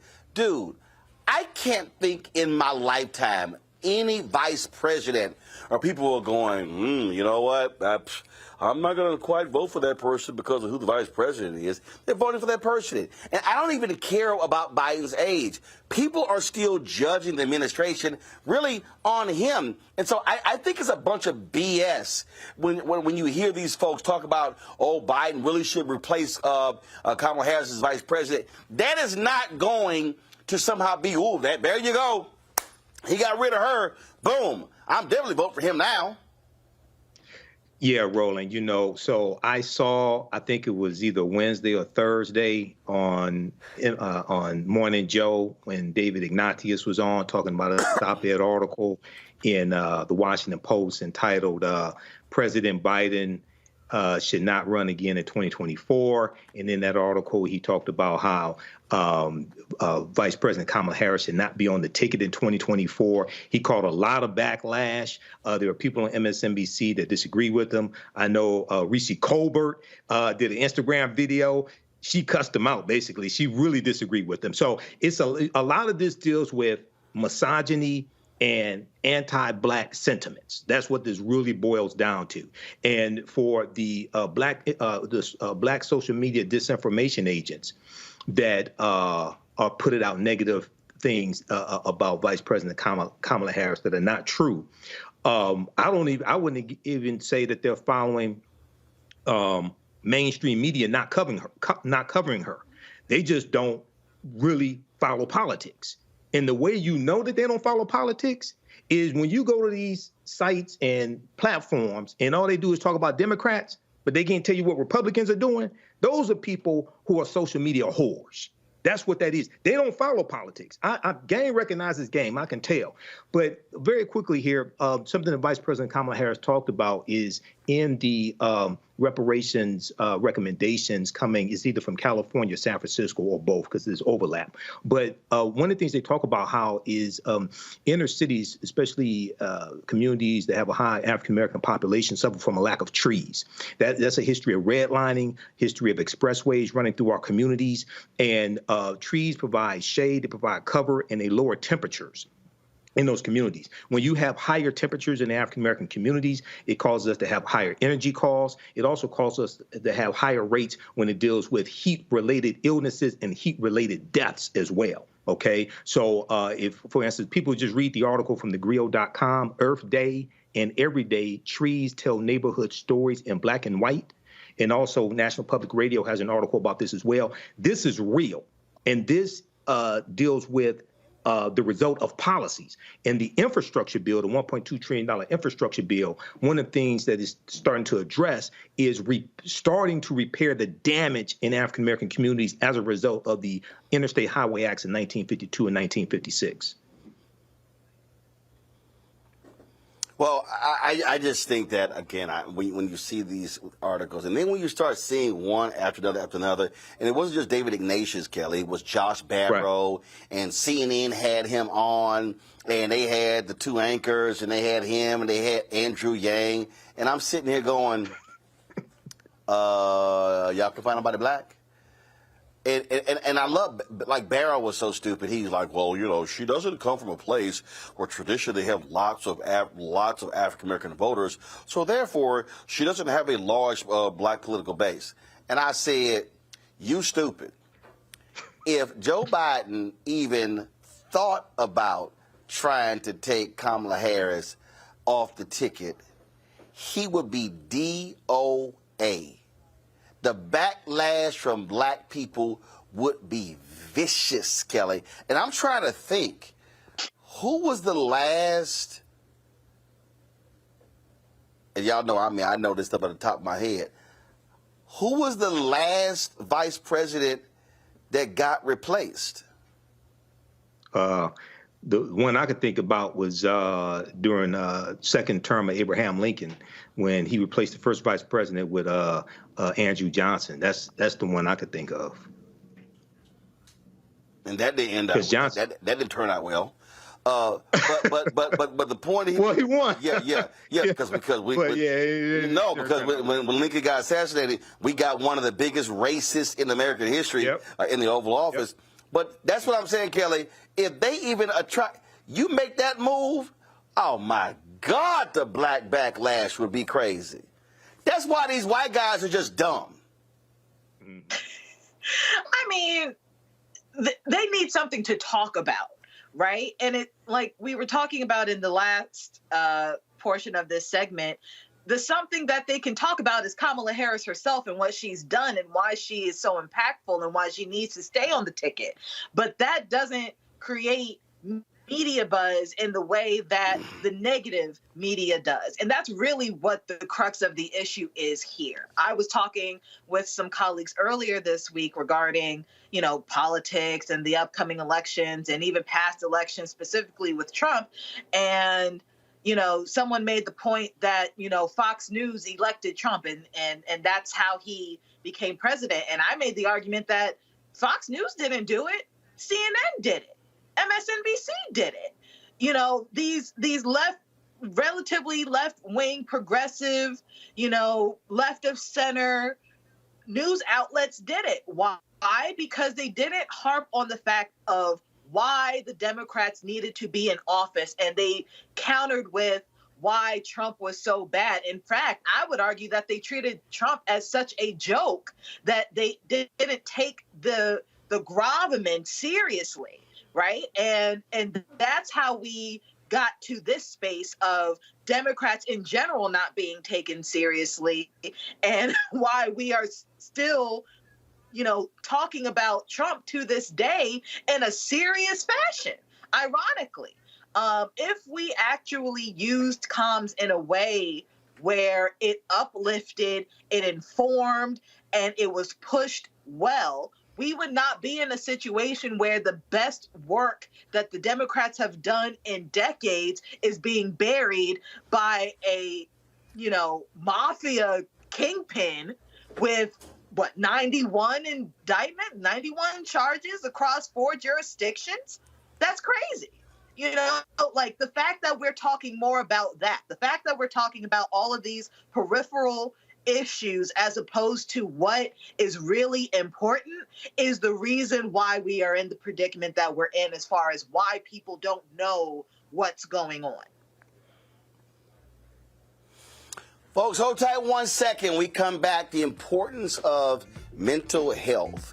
We'll chat with my buddy Keisha Dennis next, right here on Roland Martin Unfiltered on the Black Star Network. Just not growth. Right. But thoughtful change is real good fertilizer. And that's what has been so beneficial to us. But you also were not afraid of the pivot. Well, and I'm a black woman in business. Come on, I don't care how I dress up. I don't care who I'm speaking with. I don't care what part of the world I am in. I still am a black woman in business. Being afraid of the pivot, being fearful of change is not what got me here. Respectful of change. Respectful of pivot, yeah. Fearful? No, no.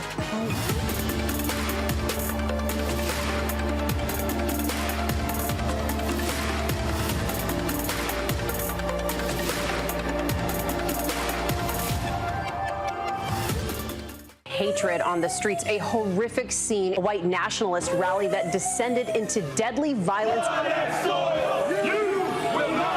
White people are losing their damn minds.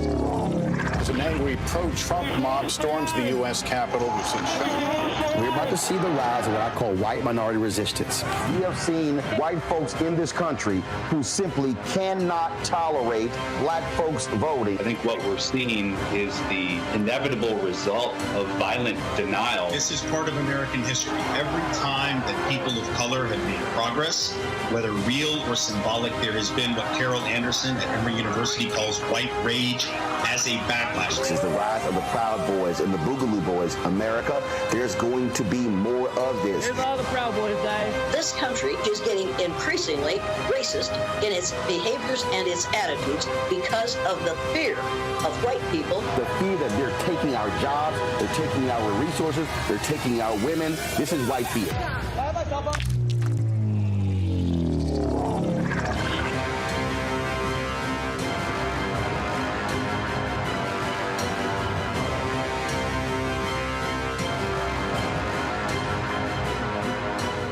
It's John Murray, the executive producer of the new Sherry Shepherd Talk Show. This is your boy, Earthquake. And you're tuned in to Roland Martin, Unfiltered.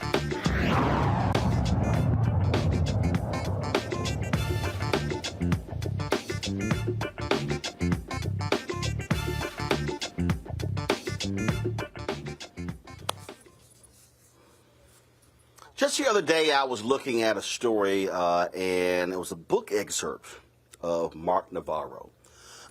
Excuse me, Mark Navarro was a Super Bowl winning tight end for the New York Giants, and he was talking about the injuries and the pain and all the different things that he has gone through, and said that life really wasn't worth it anymore, and then began to seek some help. What a lot of people don't realize is that for a number of professional athletes, when the cheering stops, when you don't have the accolades and the praise, is a very lonely existence. These are people who literally have received this and felt this love and adoration from elementary school, junior high, high school, college, and in the pros. And then they lose the teamwork, if you will. They lose the camaraderie of the locker room. And they literally are now in a place where what they were so used to, where someone really controlled their schedule and they knew exactly what to eat, and weight room, and all those different things along those lines, and now their world's totally changed. And this month is Suicide Prevention Month. And we don't think about that a lot. We don't think about what happens with people who commit suicide, especially athletes. The other day, I was looking on Instagram, and there was a sister who was a realtor out of Atlanta and Los Angeles, and she had posted about 3 weeks ago that her mother had passed away. And she then posted this week that she said this has been difficult, but her mother actually took her life. And it's hard for us to talk about these things, but we really have to, because folks endure this. My next guest is a life coach. She's the founder of Elephant in the Room. It is an organization that works with individuals, especially in the area of athletics, to address mental health and wellness. So welcome back to the show, my buddy Keisha Dennis. Keisha, glad to have you on the show. You have been basically on tour. You were in New York Monday night hanging around with the New York Jets when they came back from that game. Been going to different camps of athletes, visited the Minnesota Vikings. Just share with folks what you're now seeing, where more and more professional athletes are talking about mental health and wellness, and now we're seeing this even trickle down to colleges and high schools. Well, first, thank you so much for having me. It is Suicide Prevention Month, and it also is the start of the NFL season. So we're excited that football is back, but we do have to talk about some of the things that happened during off season. As you mentioned, I've spent a lot of time during the off season talking to guys and being incorporated into their camps where they have been spending time with youth, explaining the importance of mental health along with doing some of the physical drills. So I've had a chance to talk with many of the student athletes, collegiate athletes, as well as pro athletes about how they want to continue to incorporate mental health because it's just as important as physical health. Something that we did over the summer, we had a camp with Rob Covington, with the LA Clippers, as well as Sauce Gardner. And in both of those camps, it was towards the end of the session. We had all the kids come together and really be present and really talk about mental health. And we had the athletes. They wanted to share their stories. And I think they're more and more, as time has gone by, athletes in general, they want to share the wisdom and knowledge that they're learning and more about mental health so that they can, the athletes that they're training at the camps today, they're going to be our future Hall of Famers and our future Pro Bowlers. And so it's just as important to shed light on this the younger they are.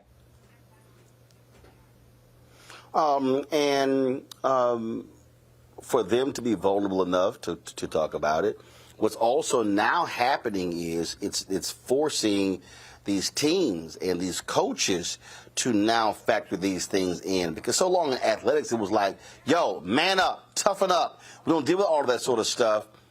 And what's interesting is you're now seeing coaches, you're now seeing people in the front office have to now acknowledge the realities of depression, anxiety, all these different things that are part of, all things that go under this mental health umbrella.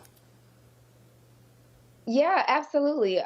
Most of the teams, they have clinicians that are on site. It's been mandated, especially within the NFL, NBA, and the MLB. And most of my colleagues and good friends are team clinicians to where they're able to help these players out. And honestly, Roland, what I'm also seeing with the coaches and their their staff members trainings, they are wanting to encourage about mental health because it's a team effort. Some of the coaches are dealing with the same pressures, the game days, the plans, injuries. And so I think that we've had so much time where people have been spent some time during COVID where they were isolated and players included, and they got a chance to see what the impact had on people just in general, from the coaches to the players to the team staff. And so everyone is really cognizant about making sure that they check in on the players.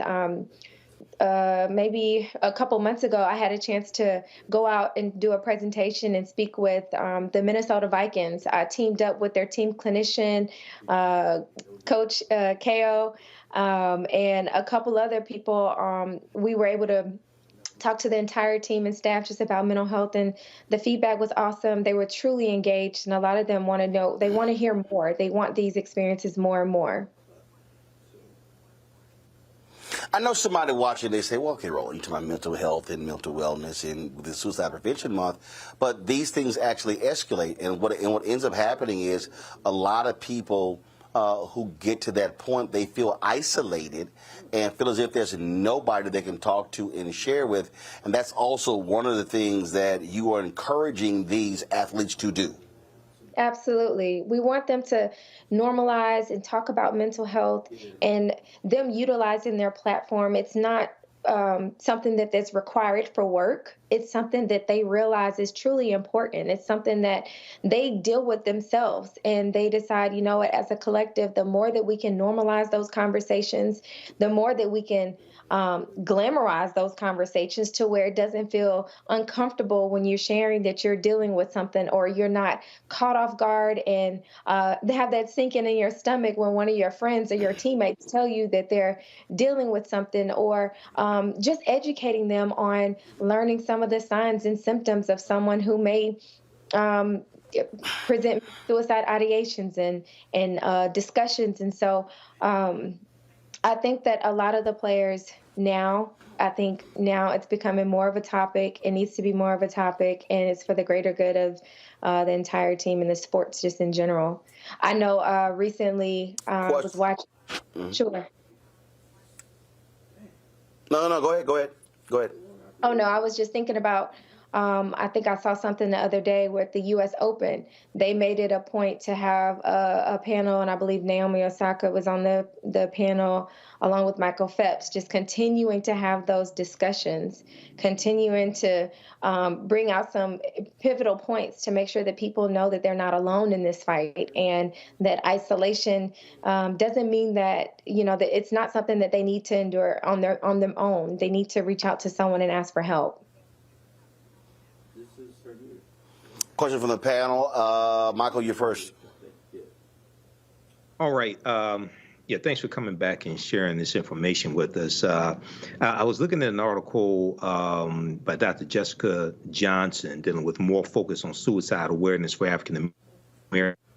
And one of the things that it talks about in the article is how African Americans are more likely to historically turn towards the church when it comes to trying to address mental health, as opposed to seeking a psychologist, psychiatrist, what have you. In your work and in your research, where do you think that comes from, and how can we change that attitude today? A lot of people say, well, I don't need to go to a psychiatrist, I just need Jesus. Right. We hear that so much, especially in many communities. And so recently I've had the opportunity to partner with a church, Dream Center Church here in Atlanta, with Pastor D. She's amazing, a really close friend of mine, but we were able to sit down and have a discussion about doing the work and having the faith. And so it's important that you have faith and you do go to church and you pray about things, and, you also have to put in the work. You have to do the work, the shadow work. You have to talk about some of the thoughts that you're having, depression, anxiety, anything that may be going on, because sometimes just praying about it, it's not going to make everything disappear. But I do think that it had a lot to do with our upbringing. We were always taught not to talk about it, especially at the church. It was like what goes on at home stays at home. And so now we're just trying to break that stigma. And I think it helps if we're able to continue partnering with our spiritual leaders and guidance so that we can work together to create change. All right. Tell them God made psychiatrists. Absolutely. Kelly. Sure. Again, thank you for coming back on the show and raising awareness to this issue. I have, been pretty open on this show and other platforms that I've been on regarding my struggle with mental health and suicidal ideations that I've had. A large reason why I have gotten better is because it felt like, as a woman, as someone who presents as feminine, I have license to be vulnerable. I have license to seek help. What I've noticed specifically, we were talking about athletes, whether you are a man, woman, what have you, is that because of the athletic mentality, you don't feel like you have license to do that, hence the isolation and the like. And the irony being that you're, depending on the sport, you're far from isolated. So how do you dismantle that notion of isolation within the team environment so that they can get the help that they need? That's a really great question, and something that we're also doing at the Elephant in the Room. We've created it's a program. So this year, the organization, we are the NFLPA's Charitable Partner of the Year for mental health. And so within this program, we've been able to work with some collegiate athletes. And I do think that this is going to be the same for some of the professional athletes. But I've been able to create an ecosystem. And I have a group of HBCU student athletes from all over the state of Georgia at different schools. But being able to create that ecosystem where you have a group of people that are like-minded, share the same likes, and also they're able to be vulnerable during that time that they spend with us. We also provide them with a few free therapy sessions so that whenever we have our meetings, they're able to talk amongst each other and they can really relate. And I do believe that that translates over to the field, because I do think that the coaching staff, the team, they have to get together and have more time where they're able to bond and be vulnerable with each other so that they don't feel like they have to isolate themselves, especially when it comes to injuries, because everyone's not okay. It's a really dangerous sport. Most athletes endure physicality. And so it's important that they rally together and you find a community so that you don't feel isolated and alone in this fight. All right, then. All right. For folks who want more information, where do they go for the elephant in the room? Yes, you can find us. Our website is www.theelephantintheRoomInc.org, and we are on socials at The Elephant in the Room Inc. And you can also text TEITR to 707070 to support. All right. Keisha Dennis, always a pleasure. Thank you so very much. Good to see you. Likewise. Thank you, guys. Thanks a bunch. Folks, that's it. Let me thank Kelly, Michael, for being on the panel today. Thank you so very much. Folks, we're here at the House of Hope in just a few minutes. Literally, the McDonald's Inspiration Gospel Tour is going to be kicking off. Unbelievable talent who's there. We're in Chicago tonight. We'll be in Detroit tomorrow, 7 p.m. at the Fox Theater. Coming soon to Philadelphia, Atlanta, Jackson, Mississippi, Dallas, Texas. And we can't wait to show you some of the great interviews. We've had some amazing interviews with Sir the Baptist, with the Walls family, Hezekiah Walker, Doe. And boy, wait till y'all see this interview we did with Brie Babineau. She is absolutely hilarious. And so looking forward to it. If you want to get tickets to future concerts, simply go to blackandpositivelygolden.com. You can get the tickets there. And so again, we're here at the House of Hope. We're in Chicago. Come on by, folks, and check us out. I look forward to spend some time with you. That's it, folks. I appreciate all of you for joining us. Thank you so very much. Don't forget, support us in what we do. Please. I'm telling y'all, I'm very transparent with you. To understand, to run this network, to run this show, all the shows, the OTT network, all things that we do, it literally is $195,000 a month. Straight up, that's what it is. So your support is absolutely crucial. And so please join our Bring the Funk fan club. Send your check and money order to P.O. Box 57196, Washington, D.C. 20037-0196. Cash App is $RM Unfiltered. PayPal are Martin Unfiltered. Venmo is RM Unfiltered. Zelle is Roland at RolandSMartin.com. Roland at RolandMartinUnfiltered.com. And don't forget, we also want you to download the Black Star Network app, Apple phone, Android phone, Apple TV, Android TV, Roku, Amazon Fire TV, Xbox One, Samsung Smart TV, and of course, be sure to get a copy of my book, White Fear, How the Browning of America is Making White Folks Lose Their Minds, available at bookstores nationwide. We always appreciate those who support us. We run the names every Friday as a result, and so we appreciate doing so. And so I will see y'all on Monday. Holla!